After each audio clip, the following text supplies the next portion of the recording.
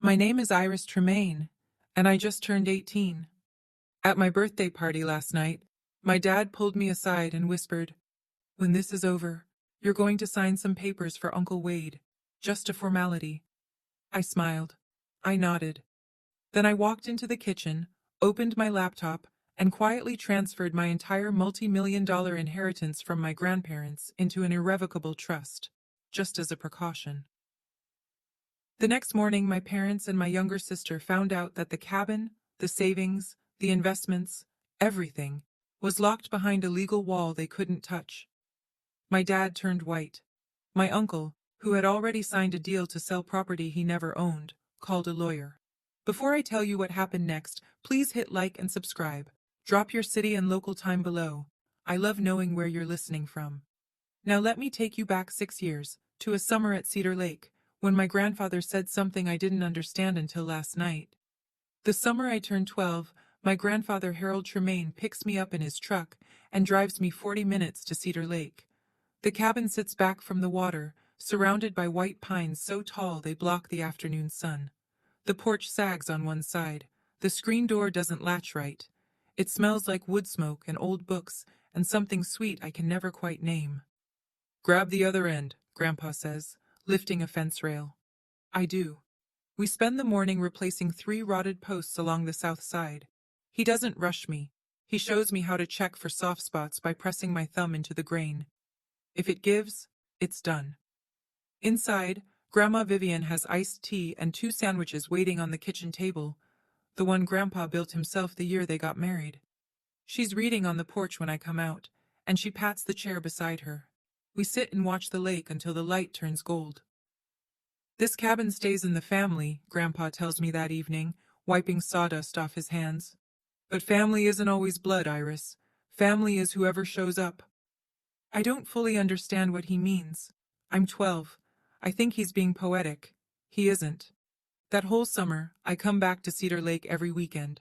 I learn where the water heater leaks, which window sticks, how to bleed the radiator in October. Grandma teaches me to organize the bookshelves by color because it makes the room feel warmer. Grandpa shows me the property line markers, old iron stakes he hammered in himself. I don't know then that my grandfather is already talking to a lawyer about exactly this place, about exactly me. Back home, the air is different. Our house in Ridgemont is fine. 3 bedrooms, a yard that needs mowing, a garage my dad uses as an office for his building supply store. Fine. Not warm, just fine. My sister Kelsey is 10, and she has the bigger bedroom. Redecorated last spring, lavender walls, a desk lamp that cost more than my entire bookshelf. My room still has the carpet from the previous owners. At dinner, my dad brings up the cabin. "Dad's place is just sitting there losing value," Greg says, cutting his steak. "Property taxes alone are killing us. We should sell it, reinvest." My mom nods. "Makes sense." "Grandpa said the cabin stays in the family," I say. Greg laughs. Not a mean laugh. Worse, a dismissive one. "You were 12, Iris. He was being nice." Nobody asks me anything else. The conversation moves to Kelsey's debate trophy. Regional finalist, very impressive, and Denise has already framed the certificate. "I won the district science fair 2 weeks ago. The ribbon is still in my backpack."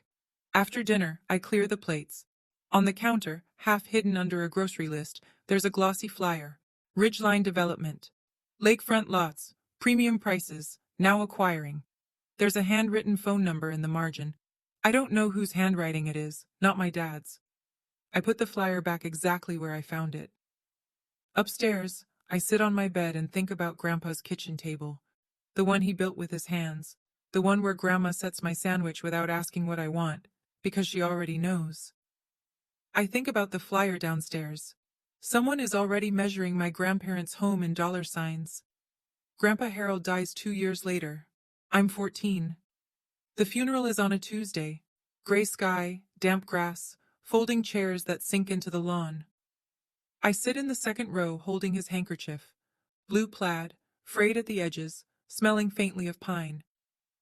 At the reception, I notice Greg and his brother Wade standing by the dessert table, not eating. Talking low. Wade has a folder tucked under his arm. Greg keeps nodding. I catch one sentence from Wade.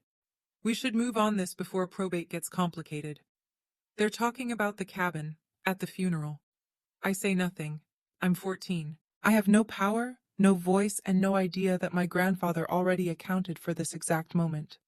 2 years pass. I'm 16. Grandma Vivian gets sick in March and is gone by June. She holds my hand the last time I visit, her grip surprisingly firm. "The cabin is yours, Iris," she whispers. "Don't let them take it. Promise me." "I promise, Grandma." She squeezes once and closes her eyes. After the funeral, another gray day, same folding chairs. Greg sits at our kitchen table and says to Denise, "Now we can finally sort out the property." He says it with relief, like something heavy has lifted. That same evening, Wade calls. I hear Greg on the phone in the garage, pacing. "Yeah, no, I agree. Let's get it moving." His voice is lighter than it's been in weeks. I'm standing in the hallway holding a glass of water, and I realize something that sits in my chest like a stone. My grandmother's death isn't a loss to them. It's a clearance. I don't cry that night. I make a different kind of decision. I just don't know how to act on it yet. Between 16 and almost 18, the cabin becomes my quiet rebellion. Every Saturday morning, I drive out to Cedar Lake in the used Honda I bought with babysitting money. I patch the porch screen. I replace the weather stripping on the back door. I sweep pine needles off the roof because Grandpa taught me that's how leaks start. At home, the conversations shift. The cabin stops being Grandpa's place and starts being the family property. Greg says this at dinner like it's always been true. Wade shows up more often now, every other Sunday, sometimes with manila folders, sometimes with a laptop open to real estate listings. I try once. "What about Grandma's wish? She wanted me to keep it." Denise puts down her fork gently, the way she does before correcting Kelsey's homework. "Your grandma was emotional at the end, sweetie. This is business." Business.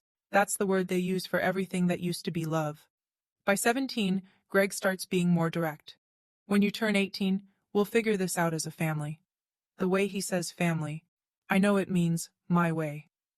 One November afternoon, alone at the cabin, I'm clearing out the hall closet. Behind a stack of old quilts, I find a sealed envelope in Grandma Vivian's handwriting. My name on the front. Inside, a single business card. Margaret Caldwell, attorney at law. Below her name, printed in small type, Tremaine Family Trust. My hands shake, not from fear, from recognition. Grandma left this here for me to find. She knew I'd be the one cleaning out closets, not Greg, not Wade, me.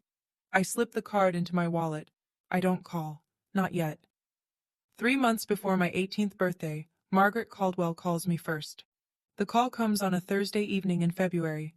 I'm in my room doing calc homework when my phone shows an unknown number with a local area code. "Iris? This is Margaret Caldwell. I was your grandparents' attorney." Her voice is steady, professional, and careful, like someone who's rehearsed this opening. "I need to speak with you before your birthday. There are things you need to know, and there isn't much time." She tells me to meet her the following Saturday at her office downtown. Alone. I go. Margaret Caldwell is in her late 50s, silver-haired, with reading glasses on a chain around her neck. Her office is small, organized, and smells like old paper and coffee. She sits across from me and opens a folder. "Your grandparents hired me 6 years ago," she says. "They established an irrevocable trust, the cabin, a savings account, and an investment portfolio. Total value approximately $2.1 million. All of it is held in the trust. You are the sole beneficiary." I feel the room tilt slightly. My grandparents left me everything? They transferred it into the trust while they were alive. Legally, it never entered their estate. It can't go through probate. Your father and uncle have no claim. She slides a document across the desk. A summary of the trust. My name on the second line. "The title to the cabin was recorded under the trust at the county recorder's office 6 years ago. Your father doesn't know that." "Why didn't they tell him?" Margaret pauses. "Your grandfather said, and these are his words, 'My sons will sell that cabin before the funeral flowers wilt.'" The room is quiet. I stare at the paper with my name on it. "There's something else," Margaret says. "Someone has been making inquiries at the county recorder's office about the cabin's title, within the last month." I start paying attention after that meeting. Not suspiciously, just quietly. The next Sunday, Wade comes over for dinner.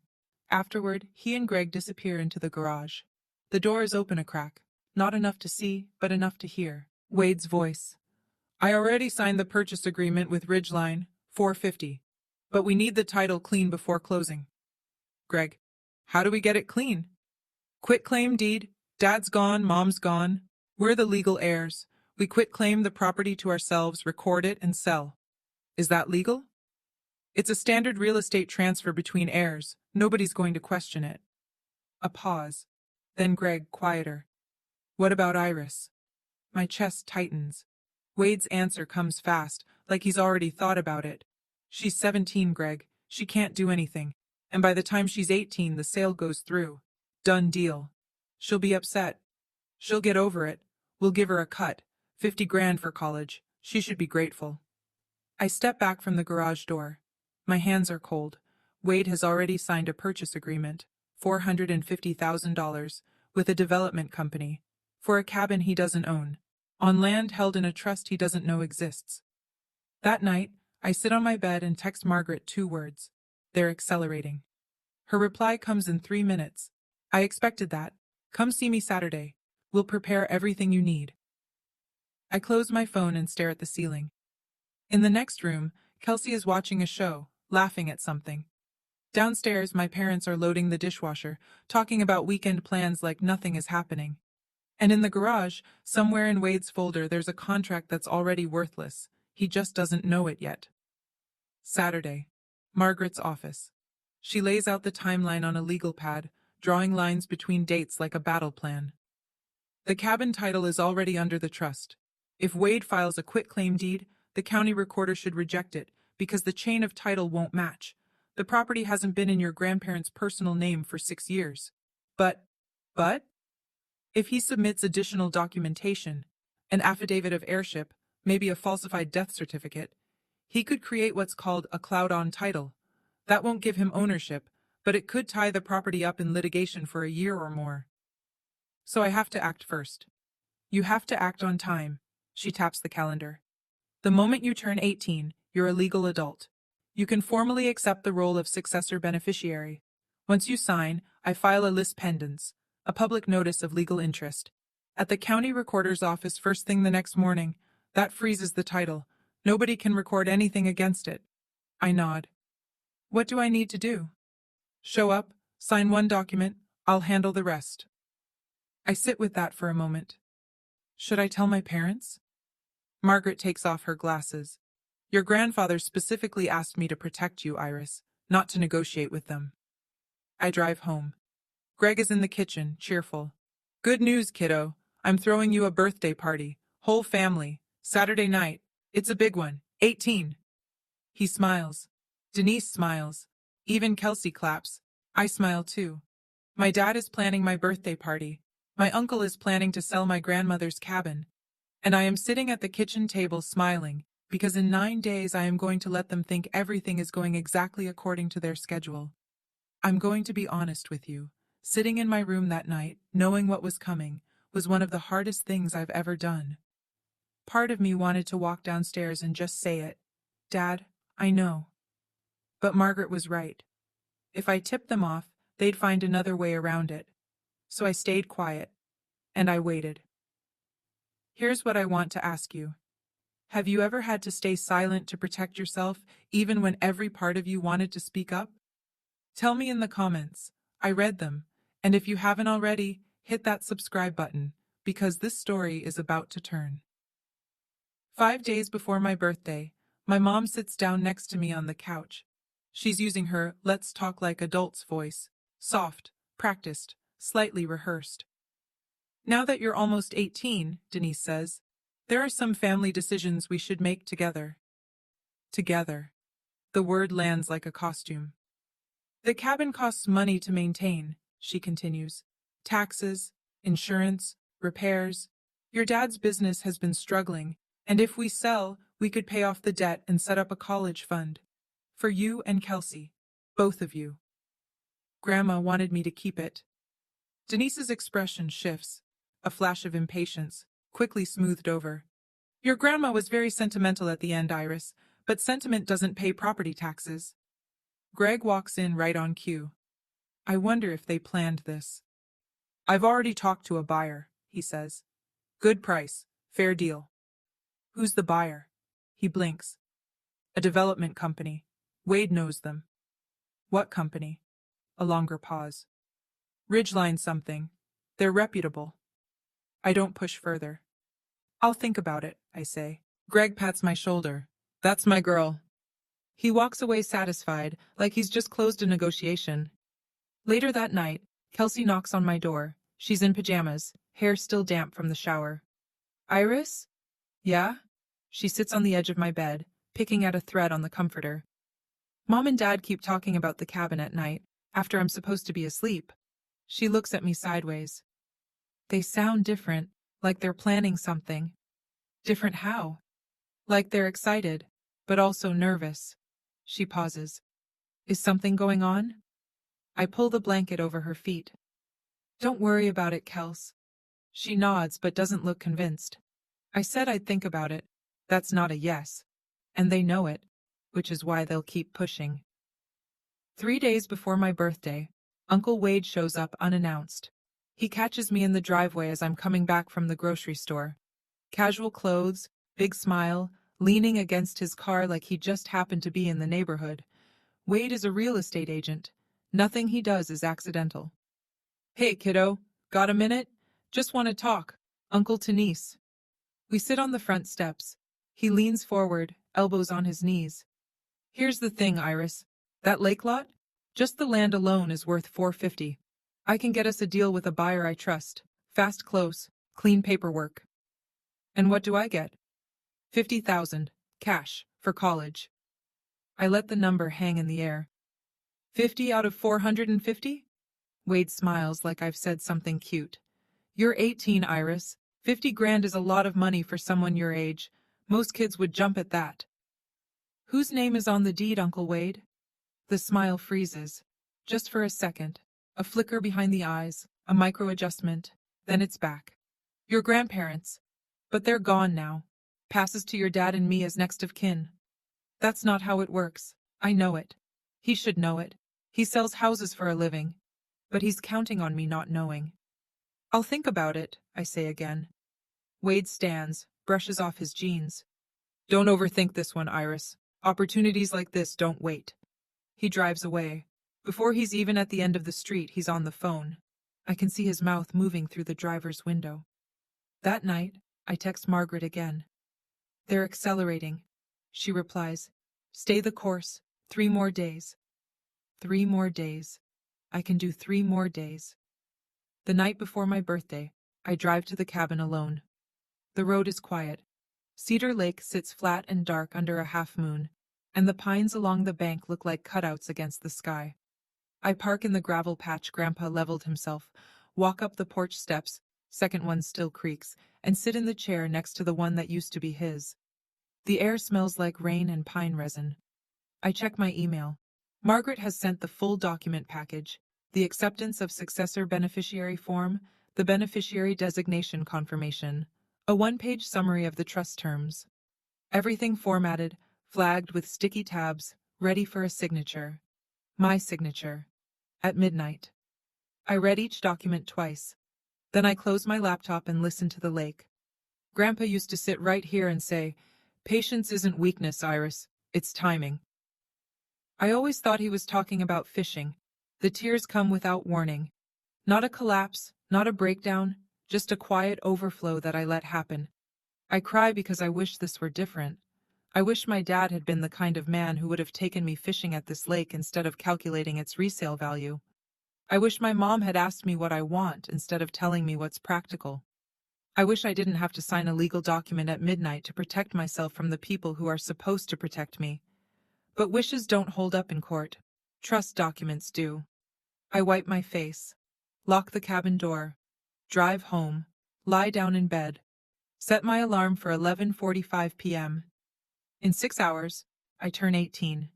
In 7, my family finds out that the cabin was never theirs to take. 11:50 p.m. My bedroom door is closed. The house is silent. Greg and Denise went to bed an hour ago, and Kelsey's light went off at 10. I open my laptop and connect to the video call. Margaret appears in her home office reading, glasses on, a stack of papers lit by a desk lamp. "Ready?" she asks. "Ready." When the clock hits midnight, you are a legal adult in every sense that matters. I'll walk you through the signing. She goes through it one more time, clear and precise. I sign the acceptance of successor beneficiary form, a single-page document that confirms I'm formally receiving the trust my grandparents created. From that second forward, every decision about the trust's assets runs through me and Margaret as co-decision makers. "Now," she says, "first thing tomorrow morning, 8 a.m., I'll go to the county recorder's office and file a lease pendens. That's a public notice that says there's a legal interest pending on the property. Once it's recorded, no one can sell, transfer, or encumber the title while it's active." What if they've already filed something? Then whatever they filed will be flagged. The chain of title will show the trust, recorded 6 years ago, not your father. Any conflicting document gets kicked back. I look at the signed paper in my hand. My name in ink, my grandparents' names in print above mine. Margaret's voice softens, just slightly. "This isn't a trick, Iris. This is your grandfather's last gift. You just had to be old enough to accept it." The clock on my laptop reads 12:03 a.m. I'm 18. I'm the legal beneficiary of the Tremaine Family Irrevocable Trust. And downstairs in the garage, my uncle's quitclaim deed is already a dead document. He'll find that out in about 9 hours. Across town, in the kitchen of a rented duplex, Wade Tremaine is printing documents. I don't know this at the time. I piece it together later, from what the county clerk told Margaret, and what Greg eventually admitted during one of our harder conversations. But here's what happened that same night, while I was signing my acceptance form upstairs. Wade printed a quitclaim deed, a one-page form that transfers property rights from one party to another without any warranty of ownership, legitimate when used correctly, criminal when the person signing it has no rights to transfer. He called Greg at 11:30 p.m. "Everything's ready. We file at 9. The recorder's office opens at 8, but I want to make sure Iris is distracted with birthday stuff first." Greg: "You sure about this?" Wade: "They're dead, Greg. We're next of kin. It's simple." It wasn't simple. It was forgery dressed up in standard real estate language. Wade also had a second document open on his laptop. A purchase agreement with Ridgeline Development, LLC. Purchase price, $450,000. Closing date, 30 days after the quitclaim deed was recorded. If Wade couldn't deliver a clean title within that window, he'd owe Ridgeline a $45,000 penalty, plus damages. He'd signed that agreement 2 months earlier, before my grandparents' title had even been fully searched, before he'd verified that the property was in the estate at all. He assumed it was. He assumed nobody had planned otherwise. Wade had bet nearly $500,000 on a piece of paper that didn't belong to him. He just didn't know it yet. And in 9 hours, when he walked into the county recorder's office with his quitclaim deed and his confident handshake, he was going to find out that the entire chain of title told a different story. My birthday party starts at 4 in the afternoon. The living room is full, maybe 20 people. Neighbors, a few of my parents' friends from church, 2 of Greg's old business contacts, Kelsey's best friend's family. Nora Beckett from next door to the cabin is here too, sitting near the window with a glass of lemonade and sharp, watchful eyes. There are balloons, a banner that says Happy 18th in silver letters, a sheet cake from the bakery on Main Street. I smile. I thank everyone. I open small gifts, a journal, a gift card, a picture frame. In my jacket pocket, folded into a neat square, is the signed acceptance form from last night. I don't touch it. I don't need to. It's already done. Greg stands up near the cake table and taps his glass. The room quiets. "I just want to say, Iris is officially an adult today. Denise and I are so proud of her." He pauses, looking around the room. "And as a family, we have some exciting plans for the future." He looks at me and smiles. "Right, Iris?" Every face in the room turns toward me. "Thanks, Dad," I say. Nothing more. Greg waits a beat, then laughs it off and raises his glass. The room follows. Conversation resumes. From the corner of my eye, I see Wade by the front door, checking his phone, typing something fast with both thumbs. Nora catches my arm as I pass by the window. She leans in close, smelling like lavender hand cream. "Your grandmother would want you to know something," she says quietly. "I saw your uncle at the cabin last week, with two men in suits. They were walking the lot line with a measuring tape. Wade brought the buyers to the property before he even had the title. That's how confident he was." After the cake is cut and the plates are passed around, Greg stands again. This time his voice is louder, more deliberate, the voice of a man who's been waiting for an audience. "Before we wrap up, I want to share something with everyone." He puts his hand on Denise's shoulder. "Our family has been going through a tough time financially. Some of you know about the store. It's been hard." Sympathetic murmurs. "But Harold and Vivian, my parents, they left us something. The cabin out at Cedar Lake.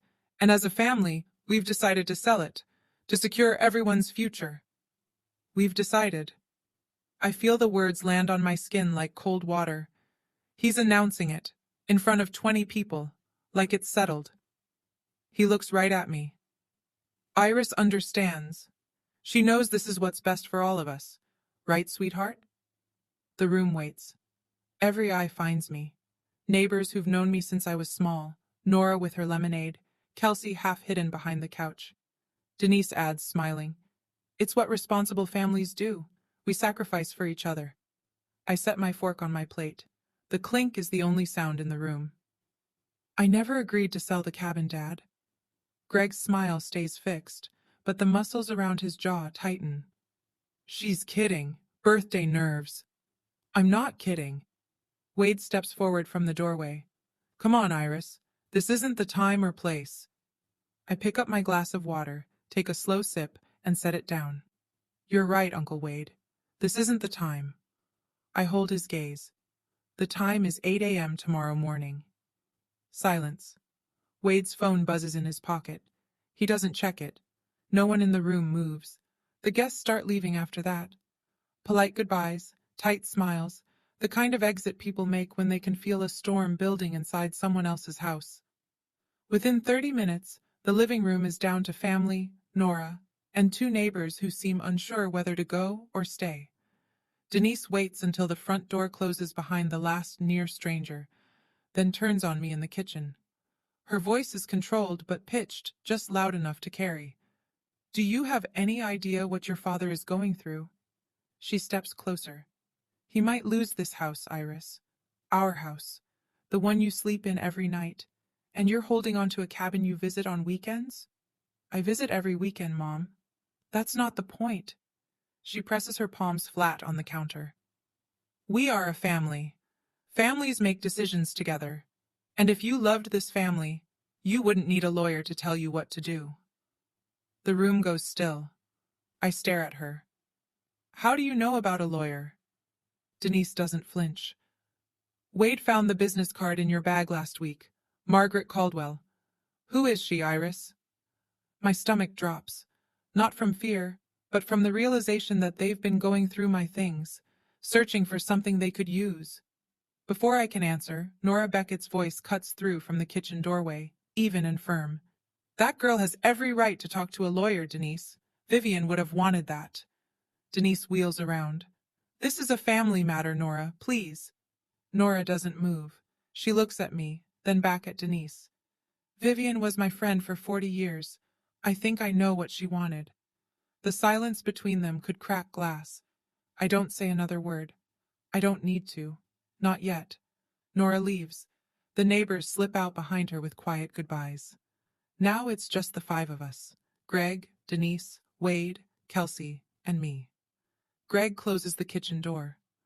The fluorescent light buzzes overhead. He pulls out a chair, sits down, and folds his hands on the table like a man about to deliver terms. "Here's what's going to happen, Iris." His voice is low, deliberate. "Tomorrow morning, Wade and I go to the county office. We file the paperwork. The cabin sells.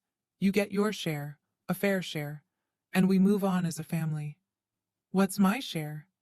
50,000. "Out of how much?" Greg doesn't answer. Wade, leaning against the doorframe, fills the gap. "Don't make this harder than it needs to be." I look at my dad. "And if I say no?" Greg's jaw sets. "If you fight this, you're on your own. No more help with college. No more living under this roof. The kitchen is very quiet. The faucet drips once. You're threatening to kick me out on my 18th birthday? I'm asking you to be part of this family. I push back from the table, stand up. My voice is steady, even though my hands aren't. I am part of this family, Dad. I'm the part that keeps promises. I walk past Wade, past Kelsey, who's sitting on the stairs with her knees pulled to her chest, and I go upstairs. I close my door. I sit on the bed and breathe. Greg thinks his deadline is 9 a.m. at the county recorder's office. He doesn't know that Margaret's deadline is 8. I sat on my bed that night holding the acceptance form I'd already signed at midnight. My dad had just threatened to remove me from my own family if I didn't hand over a cabin that was legally mine. My mom said I didn't love them. My uncle was planning to file a forged deed first thing in the morning. And all I could think was, my grandmother was right. She knew exactly who they would become when the money was on the table. And she planned for it, years before it happened. If someone you loved ever prepared something to protect you, even after they were gone, I want to hear about it. Tell me in the comments. Now let me tell you what happened at 8 a.m. 8 a.m. The county recorder's office opens. The fluorescent lights flicker on. A clerk in a blue cardigan unlocks the front counter. Margaret Caldwell is the first person through the door. She's wearing a gray blazer and carrying a leather folder. She approaches the counter, presents 2 documents, a certified copy of the Tremaine Family Irrevocable Trust and a lis pendens notice, and asks for them to be recorded against the Cedar Lake property. The clerk reviews the paperwork, checks the existing title records, and stamps it. Recorded. Done. From this moment forward, anyone who pulls the title on the Cedar Lake cabin will see. Notice of pending legal interest. Tremaine Family Irrevocable Trust. Margaret Caldwell, trustee. Iris Tremaine, beneficiary. At 8:14 a.m., Margaret calls me. It's done. The lis pendens is recorded. The property is flagged. Whatever they bring in will be rejected on chain of title grounds. I'm sitting at the kitchen table eating cereal. Greg is upstairs getting dressed. Denise is making coffee. Normal morning sounds. Water running, a closet door, the clink of a belt buckle. At 8:30, Greg and Wade come downstairs together. Greg is wearing a button-down shirt, his business shirt, the one he wore to bank meetings before the store went under. Wade has a folder tucked under his arm, same folder as always. We'll be back by lunch, Greg says, grabbing his keys. I look up from my bowl. Good luck, I say. Greg pauses in the doorway, looks at me. Something in my voice, maybe. Or something in my face. Then he turns and walks out. I rinse my cereal bowl. I dry it. I set it in the cabinet. And I wait. I'll never know exactly what their faces looked like. But I know what happened, because Margaret was still at the recorder's office when they walked in. She stayed on purpose. 9:05 a.m. Wade approaches the counter. He slides the quitclaim deed across with a confident nod. Greg stands behind him, hands in his pockets, looking around the room like they'll be in and out in 10 minutes. The clerk takes the document, types the parcel number into the system, reads the screen, types again. Then she stops. I can't record this document, sir. Wade leans forward. Excuse me? The property title is held under the Tremaine Family Irrevocable Trust. It was recorded in 2020. There's also a lis pendens filed this morning. That's impossible, Wade says. My parents own that property. Sir, the deed was transferred to the trust 6 years ago. The chain of title is clear. This quitclaim doesn't match the current ownership record. Greg steps up beside Wade. There's no trust. Our parents never mentioned a trust. The clerk glances between them. I'd recommend you speak with the trustee listed on the filing, a Margaret Caldwell. Wade's hand goes flat on the counter. His face drains. Margaret's name, the name on the business card they found in my bag, is now on a public record they can't erase. Greg turns to Wade, slowly. You said this was simple. I didn't know about any trust. You're a real estate agent, Wade. How did you not check the title first? Wade opens his mouth, closes it, opens it again. The clerk says evenly, Gentlemen, I'll need you to step outside if there's a disagreement. Margaret, seated in the waiting area near the door, watches them leave. She doesn't say a word. She doesn't need to. The call comes at 9:22 a.m. I'm sitting on the porch, watching the neighbor's sprinkler arc back and forth across the lawn. What did you do? Greg's voice is tight, shaking. I can hear traffic behind him. He's in the parking lot. I accepted what Grandpa and Grandma left me. That's all. You went behind our backs, with some lawyer we've never heard of. Margaret Caldwell has been the trust attorney for 6 years, Dad. You just never asked. A beat of silence. Heavy breathing. This is my parents' property, Iris. I'm their son. And they chose to leave it to me. I keep my voice even. Not because they didn't love you, but because they didn't trust you with it. The silence that follows is the longest of my life. I count the sprinkler rotations, 3 full arcs, before he speaks again. We'll fight this. You can try. But the trust is irrevocable. That means even I can't dissolve it. There's nothing for anyone to undo.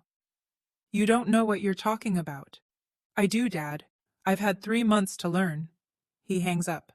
No goodbye. Just a click and dead air. I set the phone on the porch railing.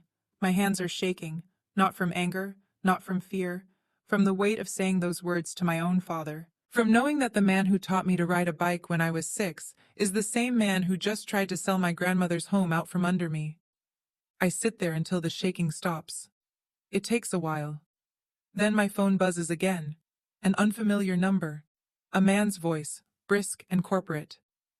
Ms. Tremaine, this is Carter Briggs from Ridgeline Development.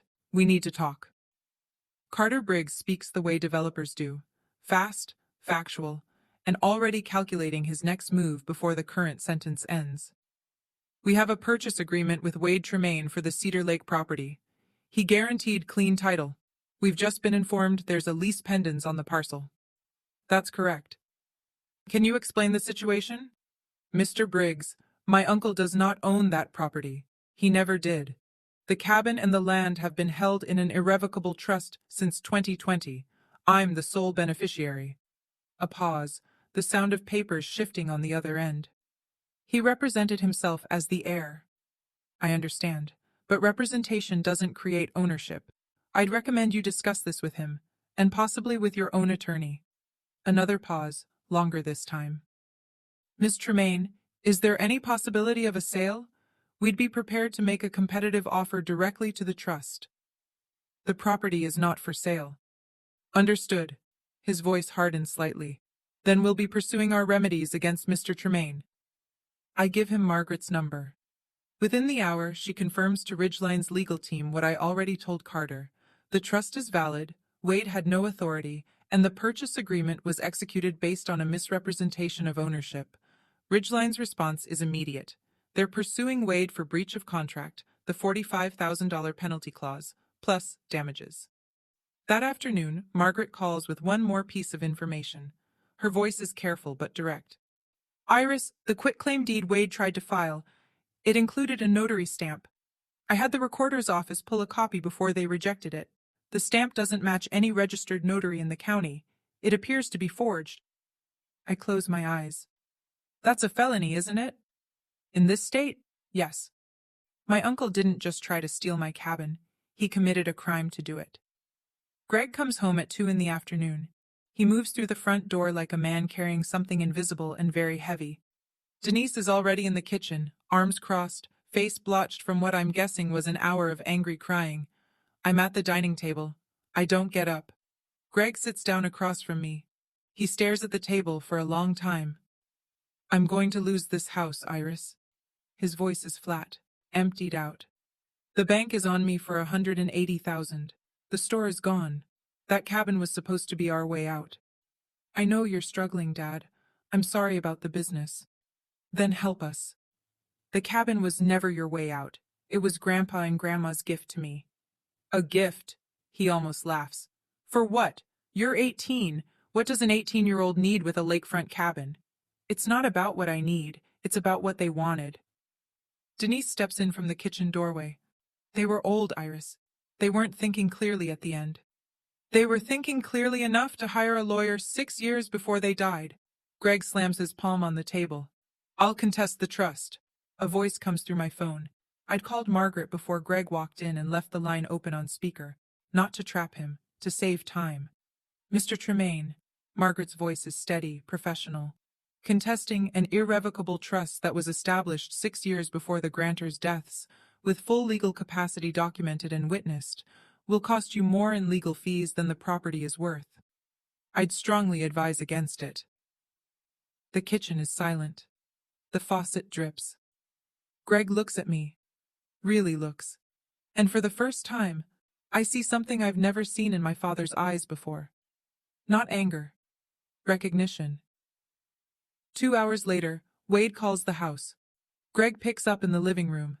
I'm in the hallway, close enough to hear every word through the thin wall. Ridgeline is suing me. Wade's voice is stripped raw. 45,000 in penalties, plus damages. They're saying I committed fraud. Greg's reply is cold.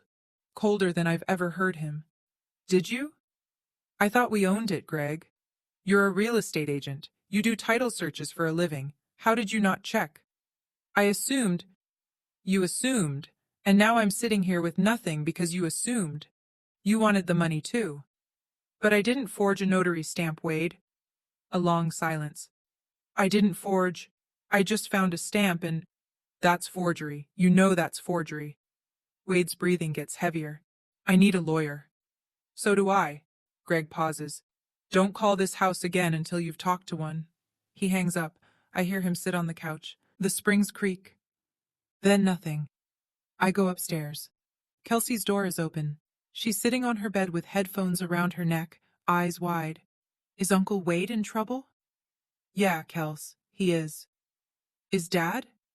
I sit on the edge of her bed. Dad made bad choices, but Uncle Wade made worse ones. She nods slowly, processing it the way 15-year-olds do, not fully understanding but knowing enough to be scared. I go to my room, sit by the window and look out at the street. A dog walker passes. A sprinkler hisses. The world goes on. I don't feel victorious. I don't feel satisfied. I feel like someone who just walked through a fire and hasn't checked yet to see what got burned. Over the next 3 weeks, the consequences fall like dominoes, and each one makes a sound. Ridgeline Development files a civil suit against Wade Tremaine. Breach of contract, misrepresentation of title, and demand for the $45,000 penalty, plus an additional $60,000 in damages and legal costs. Their attorney sends the complaint by certified mail to Wade's duplex. He signs for it on a Tuesday. The county district attorney's office receives a referral from the recorder's office regarding the forged notary stamp. An investigator is assigned. Wade's real estate license is suspended pending the outcome, which means his income, such as it was, stops. Word travels in a small town. Not because I say anything, I don't. But court filings are public record, and Ridgeline's lawsuit names the Cedar Lake property by parcel number. The neighbors at the lake read the local paper. They talk.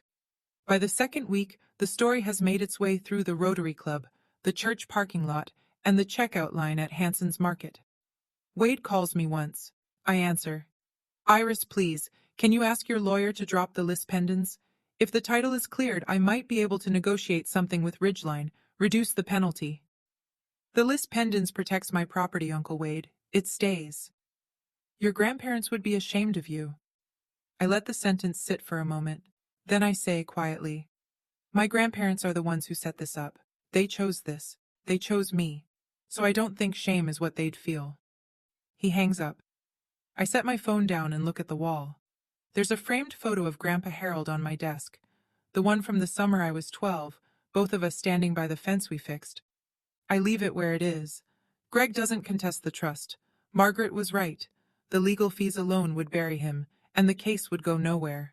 An irrevocable trust established by mentally competent grantors, witnessed, notarized properly, and recorded years before their deaths, is about as airtight as a state law gets. Instead, Greg does what he should have done 2 years ago. He sells the building supply store, at a loss, but enough to negotiate a repayment plan with the bank. The house stays, barely. The savings don't. Denise goes back to work for the first time in a decade. She takes a position at a pharmacy on Lincoln Avenue, the same chain where she worked before Kelsey was born. She doesn't talk about it much. When neighbors ask, she says she wanted to stay busy. Nobody believes that, but nobody pushes. The town knows. Not every detail, but enough. Harold Tremaine's sons tried to sell his cabin, and the granddaughter stopped them. That's the version that circulates at the diner, at PTA meetings, at the gas station on Route 12. Some people think I was brave. Some people think I was cold. I don't correct either group. Greg and I don't speak for 2 weeks after that morning. The house is quiet in a way that feels permanent, like the silence has weight. Nora Beckett brings me pie one afternoon. Apple, still warm. Your parents made their choices, she says, setting the tin on my desk. But they're still your parents. Don't carry their shame. That's theirs. I nod. Then Kelsey calls one evening. She's at a friend's house, voice small. Iris? Yeah? I don't understand everything that happened, but I'm sorry they put you through this. My throat tightens. Thanks, Kels. Are you okay? I'm getting there. I drive to the cabin on a Saturday morning in late April. The dogwoods along the lake road are blooming, white and pale pink against the dark water. I unlock the front door with the same key Grandpa gave me when I was 14. In case you ever need to get in when we're not here, he said. I didn't know then that he meant permanently. The cabin smells the same. Pine and old books, and that sweet, faint something I've never been able to name. I think now it might be the wood itself. Decades of sun and rain soaked into the walls. I walk through every room. The kitchen table Grandpa built. Still solid, still level. Grandma's bookshelves, organized by color. The bedroom where she read to me when I was small. The porch where Grandpa and I watched the lake turn gold. In the desk drawer by the window I find an envelope. My name on the front, in Grandpa Harold's handwriting. Margaret told me it would be there. She'd been saving it for after the trust was settled. I open it carefully. It's a letter. 1 page, written in blue ink, his handwriting getting looser toward the bottom the way it always did when he was tired. He tells me he knows his sons will try to sell the cabin. He doesn't blame them. Greg is his boy, and he loves him. But Greg never understood the difference between something that has value and something that's valuable. He says he chose me not because I'm perfect, but because I'm the one who asked whether the roof needed patching before I ever asked what the place was worth. The last line says, "Take care of it. It took care of you first." I fold the letter. I sit on the porch. I breathe. Margaret calls me the following week. Good news! The lis pendens can be withdrawn now that there's no active threat to the title. Once it's cleared, the property record will show the trust as sole owner. Clean, no encumbrances, no clouds. And Wade? He settled with Ridgeline, paid the $45,000 penalty out of a personal loan. The deal is dead. As for the forged notary stamp, the district attorney's office is reviewing the case. He could face a misdemeanor charge, possibly a felony depending on how the investigation goes. And his license? Suspended indefinitely. He can petition for reinstatement, but not while there's an active criminal referral. I sit with that for a moment. I don't feel satisfaction. I feel the kind of exhaustion that comes after a long illness. Not sick anymore, but not quite well either. There's one more thing, Margaret says. In the trust documents, your grandparents designated a separate educational fund, $50,000, earmarked specifically for your college expenses. It's been accruing interest for 6 years. The current balance is just over $58,000. My eyes sting. 50,000. The same number Greg offered me as my share of the sale. The same number Wade dangled like a bribe. My grandparents had already set it aside. Quietly, without telling anyone. Iris, are you there? Yeah. My voice cracks, just barely. I'm here. Your grandparents would be proud. I just kept a promise, Margaret. I enroll at Ridgemont Community College that week, environmental science, with a minor in forestry. The campus is 20 minutes from the cabin, closer than my parents' house. I fill out the housing forms. Under current address, I write the cabin's address for the first time. It feels like coming home, because it is. I ask Greg and Denise to meet me at the coffee shop on Birch Street. Neutral ground. Not the house, not the cabin. Somewhere public, somewhere calm. They arrive together. Greg is wearing a flannel I haven't seen in years. One of Grandpa's, I realize. Denise has her purse clutched tight against her side, the way she holds things when she's nervous. We order. I wait until the cups are on the table. I love you, I say. Both of you. I need you to know that, because what I'm about to say might not sound like it. Denise's jaw tightens, but she nods. The cabin is not for sale. Not now. Not ever. I won't be made to feel guilty for keeping a promise I made to Grandma. A promise she trusted me to keep because she didn't think anyone else would. Greg stares into his coffee. I'm not cutting you out of my life, I continue. But if we're going to have a relationship, it has to be built on respect. Not on what I can give you financially. Not on guilt. Not on the idea that I owe you something because you're my parents. Denise starts to speak. We just wanted what was best for... Then start by being honest about what happened. You tried to sell something that wasn't yours. You threatened to kick me out. You went through my bag. She closes her mouth. Greg still hasn't looked up. When he finally speaks, his voice is rough. I don't know how to fix this. You don't have to fix it today. I stand. I leave enough cash for all 3 coffees. I'll call you Sunday. He nods. One small nod. I walk out into the sunlight. It's the most I can hope for right now. And that's enough. Kelsey shows up at the cabin on a Sunday afternoon in May. She's carrying a pizza box and wearing the same oversized hoodie she's had since 8th grade. I brought lunch, she says. Hope you like pepperoni. Always. We sit on the porch with paper plates on our laps and the pizza box between us. The lake is still. A heron stands in the shallows near the dock, perfectly motionless, waiting for something below the surface. Kelsey eats slowly. She's not here for pizza. I didn't know about any of it, she says finally. Mom and Dad never told me. I know. Was I part of the problem? I look at her. 15, thin-shouldered, still growing into the shape of whoever she'll become. She didn't choose any of this. She didn't ask to be the favorite. She didn't know the attention they gave her was taken from somewhere else. You were a kid, Kels. We both were. She nods, pulls a piece of cheese off her slice and sets it on the edge of her plate. It's really beautiful here, she says, looking out at the water. Grandma used to say the same thing, every single time she sat in that chair. Kelsey glances at the empty chair next to mine, Grandpa's chair, the one with the armrest he sanded smooth. Can I come back sometimes? Anytime. She leans her head against my shoulder, just for a moment. Then she sits up and takes another bite. We don't talk about our parents. We don't talk about trusts or lawsuits or forged documents. We talk about her school project, about the heron, about whether the dock needs new planks this summer. The cabin didn't just protect property, it made space for something new to start. Early June. 6 a.m. I'm on the porch with a cup of coffee, watching the mist lift off Cedar Lake. The pines are sharp against a pale sky. A loon calls somewhere out on the water. 2 long notes, then silence. I didn't win against my family. There's no winning when the people who hurt you are the people who were supposed to protect you. You don't get a trophy for surviving something that should never have happened in the first place. But I kept a promise. And for the first time in my life, I'm standing somewhere that belongs to me. Not because I fought for it, but because 2 people loved me enough to plan for exactly this. They saw the storm before I did. They built the shelter before I knew I'd need one.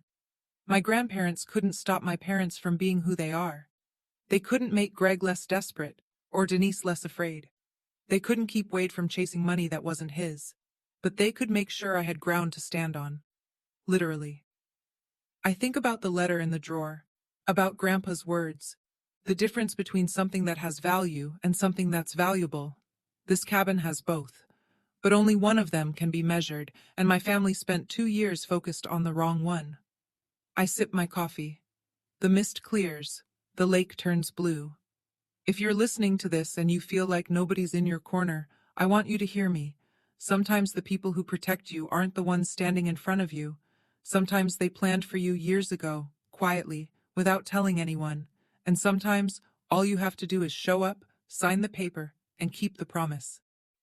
Peace doesn't come from revenge. It comes from standing on something solid, and knowing you built your life on it. That's my story. If it made you feel something, anger, relief, hope, or even just a little less alone, Then it did what I hoped it would. Now I have a question for you. If you could protect one thing in your life, a place, a person, a promise, what would it be? Tell me in the comments. I read every one. And if this story stayed with you, share it with someone who needs to hear it. If you haven't subscribed yet, I'd love to have you here for the next one. Check the description for more stories like this. I'll see you next time.